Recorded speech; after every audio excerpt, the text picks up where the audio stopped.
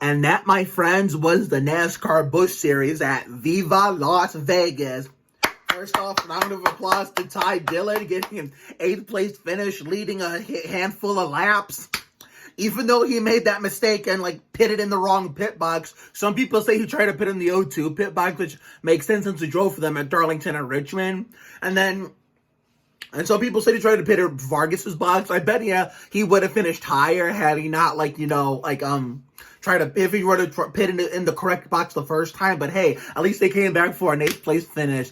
This is the kind of shit I wish he could have done more often in the number 13 Winston Cup Geico Chevrolet out there when he drove it. I mean, although he did almost win a few races in that car, but still, I wish he would have done this more often in Cup. But hey, one day he'll be back in Cup, and maybe he and Austin will be late bloomers. But anyway, Winston Cup is the least of my concern until the end of tomorrow night. So anyway, first off, another round of applause to the GOAT, Kelly Stavis, for doing a hell of a job both on the Peacock pit box in the pre-race show and in the pits as the awesome pit reporter she is. I really can't wait to meet you if you're at MIS next August. That way we could do either a Ricky Martin TikTok or a trending TikTok, whatever's trending now or what's trending on there by next year, by August of next year. Or next year in general, but we'll see. Anyway, let's talk about the race. So it was at first, when we waved the green flag, it was fairly calm. But on the first caution restart from the competition caution, that's when we had some chaos like Casey Atwood. Tonight wasn't as chaotic as last night's Craftsman Truck Series race, but it took Riley out of the event and gave Ty some damage, but that dude can wheel a race car. Ty had damage from that wreck that took Riley out of the event, and yet he was still on the lead lap in 18th, and then he gambled and got to lead some laps. I mean, that dude can wheel a race car when he's given the right opportunity and can run up front with it when he has the right opportunity. And as long as Lady Luck is on his side, I am so proud of this man. Go get him a Winston Cup ride for next year if that rumor is true from that whoever discussed it on their podcast. But how about the junior motorsports cars? 1, 2, 3. Noah, I think, racked up the 3rd place finish. I mean, it sucks for Sam Mayer. He couldn't make it 4 because he crashed. Because, as a Riley fan, I will admit that I love Riley, but that was all on him for throwing a stupid block that early in the damn race. I mean, and the fact that Ty beat a son of a bitch in the 22 for 2nd place in the stage, I was going crazy celebrating. A, Ty won the stage alone, and B, he won the damn race as a whole. Just like he did when he won the first stage at the 2019 Aaron's 499, or when Austin won the 2nd stage at the Series Satellite Radio 400 that same year, where I got to see that in the stands in person, which was awesome. I mean, didn't Ty win a stage at the Bank of America Roval last year, which was his last legitimate shot to get his first Cup win with Jermaine? And then he spun out in that race, if I remember correctly. And then he tried to get lucky with the late caution by pitting before the caution came out, but barely missed it by that much. After that, he was never able to contend for a win in the Cup Series again. For now, if he's returning to Cup next year with the best opportunity, so help me God, you better win your first fucking race like Austin did. Your brother did. It took, it took him 3 to 4 fucking years to do it. It almost took you the week later to follow it up. But it's the day Ty Dillon wins a Cup race, I'm gonna be screaming so loud, and not only all of Sandy Ridge will be able to hear me, or I'll be breaking every glass object in the house, and my voice will be gone for a week. Because I know I wasn't doing YouTube at the time, back in the day, but you saw for those of you who follow me on Facebook, my new Twitter, and of course Instagram, and I wasn't broadcasting races on TikTok much either, but for those who followed me on my new Twitter as well as my Instagram and Facebook, remember what happened to me when Austin won the Samsung Radio Shack 500 at Texas last summer. I lost my voice. My voice was completely gone by the time I was done celebrating. Because, especially because of the fact that as an Austin and Ty fan, I don't get to celebrate wins very often, And even as a Montoya fan, I never got to celebrate wins as often. And as a Kyle Petty fan, I never got to celebrate wins, period. All the best I could celebrate as a Kyle Petty fan was a third place finish in the 2007 Coke 600. And I didn't get to celebrate anything as a Dale Sr. fan because right when I started watching, I missed his Hall of Fame career by one race and 199 laps. So I didn't get to celebrate anything with him. Yeah, but maybe hopefully we'll start celebrating with Austin as a late bloomer in Winston Cup, and maybe Ty will start blooming too. We'll see. But anyway, I'm too busy talking about my NASCAR past and all my drivers. But anyway, the race was pretty damn good. We had high horsepower, low downforce, and entertainment. Put the combination together, you got entertaining racing.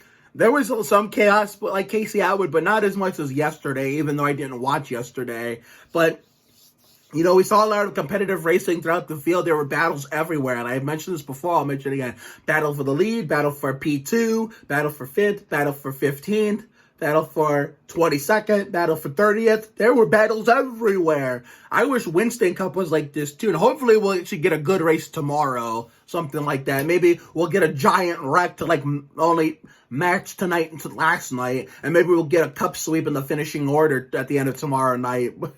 But you know, considering that, you know, Ty Gibbs, the other Ty, would have finished higher had he not gotten that penalty. And I know my Ty, Dylan, would have only got that 8th place finish because of it. But hey, you know how we say a win is the win? Well, a top 10 is a top 10 regardless how it's done.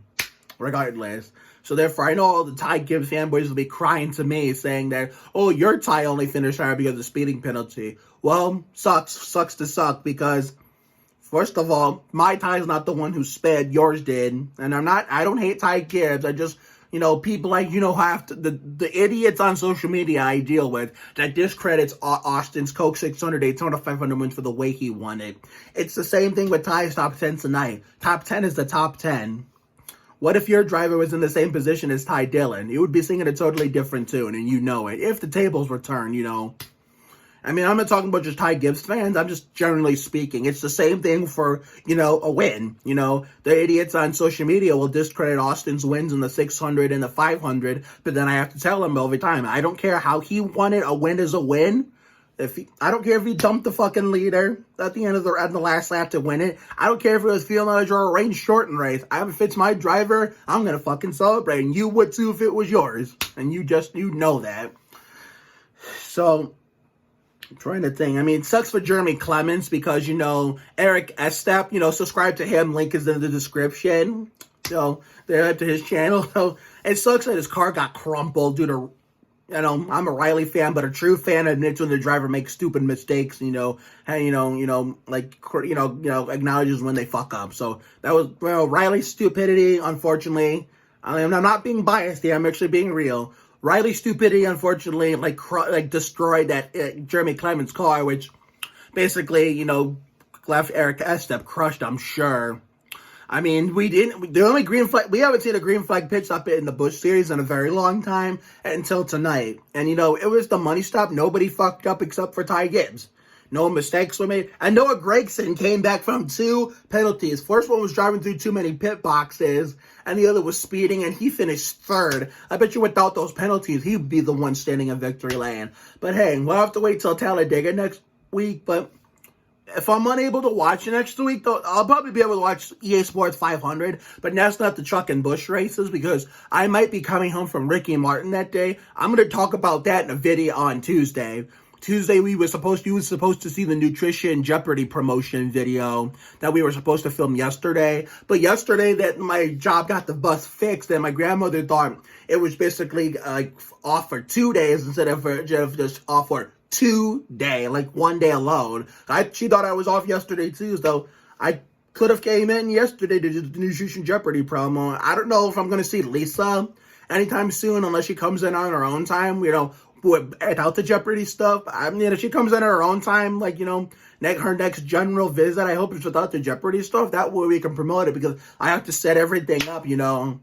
get all the scripts ready and that whatnot, so that way we know what we're doing. But I will see you all for tomorrow night's race reaction, and don't forget, Monday you'll be seeing the, I'm gonna do it a schedule ahead of time, which you're going to probably see it like before the big leap and its subsequent reaction video. Then the anniversary vlog, which is also the Davenport Boys birthday special, which also pays tribute to Andrew Leeds, the sexual abuser in ABC's Million Little Things. And like I said in an earlier video, not the real Andrew Leeds. The real Andrew Leeds seems like a great guy. It's just his character in AMLT is a bit living la vida loca. And of course, we pay tribute to Ashley Argota's Taurus's new husband, Mick Taurus. The man who married the girl who played Taylor in Living La Vida Loca. Most people remember Ashley Argota for playing, I know Keke Palmer played, I gotta look this up. I know, I'm gonna make sure this is right. I gotta make sure this is right. I want to make a general statement here. Okay, Ashley Argota. So, yeah. True Jackson VP. I know she was on that show. Okay, Lulu. So, most people remember Ashley Argota for playing Lulu on True Jackson VP on Nickelodeon, but us Lab Rats fans remember her for playing Taylor in S1 on the greatest show of all time, Living La Vida Lab Rats, that includes me. So, it pays tribute to her husband, Mick Taurus, too. So, I will see you throughout the next 2 days, and Tuesday. So, have a good night tonight and a better day tomorrow. Take care, everyone. Good night. Enjoy the race tomorrow, and let's go Winston Cup racing in Viva Las Vegas.